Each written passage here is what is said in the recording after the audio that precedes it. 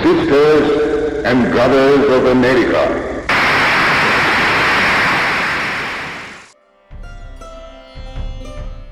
उठो, जागो और तब तक मत रुको जब तक लक्ष्य की प्राप्ति न हो जाए।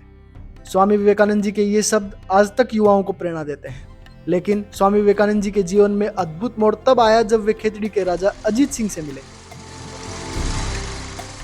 स्वामी विवेकानंद और खेतड़ी के महाराज अजीत सिंह के बीच का संबंध केवल एक मित्रता नहीं थी, बल्कि यह भारत के आध्यात्मिक पुनर्जागरण और सामाजिक सुधारों की दिशा में एक महत्वपूर्ण कदम था।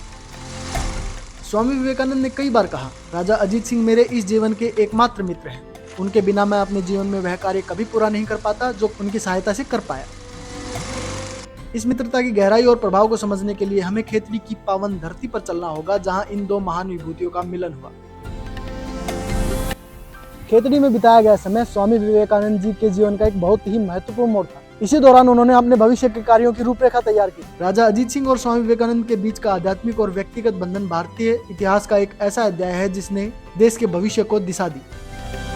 1891 में जब स्वामी विवेकानंद जी खेतड़ी आए, तब उनकी यात्रा एक नया मोड़ ले चुकी थी। उन्होंने 3 महीने खेतड़ी में बिताए, जहां उन्होंने महाराज अजीत सिंह के साथ गहन चर्चाएं की और भारतीय संस्कृति, धर्म और समाज सुधारों पर अपनी विचारधारा का विस्तार किया। स्वामी विवेकानंद जी ने खेतड़ी 3 बार आए। प्रथम बार वो 1891 में आए, दूसरी बार फिर यहीं से शिकागो गए 1893 में, अब के तीसरी बार आए 1897 में। यही वह स्थान था जहां राजा अजीत सिंह ने नरेंद्र दत्त को स्वामी विवेकानंद नाम से विभूषित किया। राजा ने उनकी प्रतिभा को पहचाना और देश विदेश में भारतीय धर्म और संस्कृति के प्रचार के लिए प्रेरित किया। जिनके ओजस्वी वचनों से गूंज उठा था विश्व गगन, वही प्रेरणा पुंज हमारे स्वामी पूज्य विवेकानंद। स्वामी विवेकानंद इसी भूमि पर आकर जिनको स्वामी विवेकानंद नाम मिला, जिनका उद्देश्य था कि नर की सेवा ही नारायण की सेवा है। मैं उस दरिद्र की सेवा करना चाहता हूँ, उस नारायण की सेवा करना चाहता हूँ जिसको सच में सेवा की जरूरत है। अगर हम सब उसी दरिद्र की सेवा करें तो साक्षात भगवान की सेवा होगी। ऐसा स्वामी विवेकानंद का युवाओं के लिए संदेश था। यह नामकरण केवल औपचारिकता नहीं थी, बल्कि यह उस मिशन की शुरुआत थी जो स्वामी विवेकानंद जी ने बाद में अपने जीवन में पूरा किया।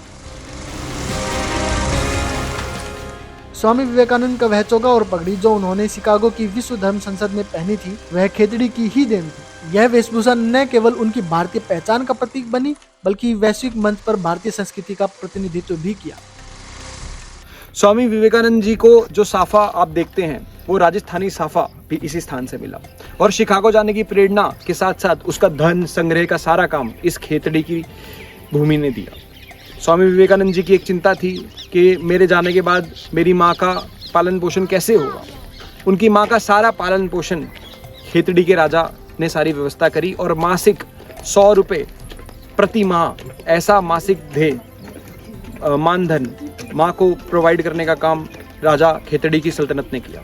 राजा अजीत सिंह और स्वामी विवेकानंद का यह संबंध स्वामी विवेकानंद के जीवन का सबसे महत्वपूर्ण संबंधों में से एक था। राजा की आर्थिक सहायता और मानसिक समर्थन के बिना विवेकानंद जी शायद अपने जीवन में उन महान कार्यों को पूरा नहीं कर पाते।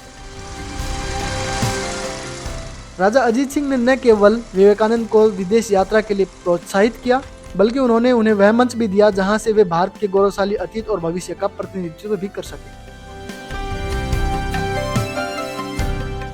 और खेतड़ी वो शहर है जिसका भारत की संस्कृति में बहुत अमूल्य योगदान रहा है। ये वो शहर है जिसने स्वामी विवेकानंद को भारतीय संस्कृति का प्रचार करने के लिए शिकागो के धर्म सम्मेलन में जाने के लिए प्रेरित किया। आज भी खेतड़ी में अजीत विवेक म्यूजियम इस ऐतिहासिक संबंध की स्मृतियों को संजोए हुए है।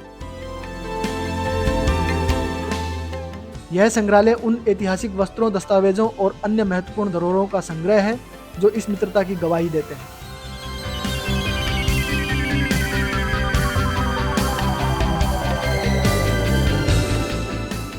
यह स्थान उस मित्रता की जीवन धरोहर है जिसने भारतीय इतिहास को एक नई दिशा दी। यह मित्रता और साझेदारी केवल 2 व्यक्तियों के बीच का संबंध नहीं थी, बल्कि यह भारत के पुनर्निर्माण और विश्व में भारतीय संस्कृति की प्रतिष्ठा को स्थापित करने की एक क्रांतिकारी कहानी थी।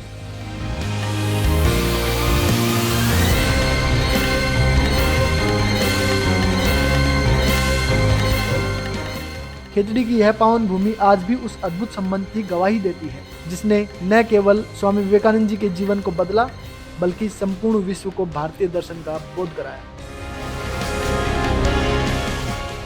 कि हम युवा भारत की ताकत हैं, परिवर्तन लाकर मानेंगे, कर देंगे ऐसे काम जिन्हें लोग नींव का पत्थर जानेंगे, और तिरस्कार नहीं होगा ये वतन आने वाले सहस्त्र वर्षों तक। नव भारत को दुनिया वाले फिर युवा नाम से जानेंगे।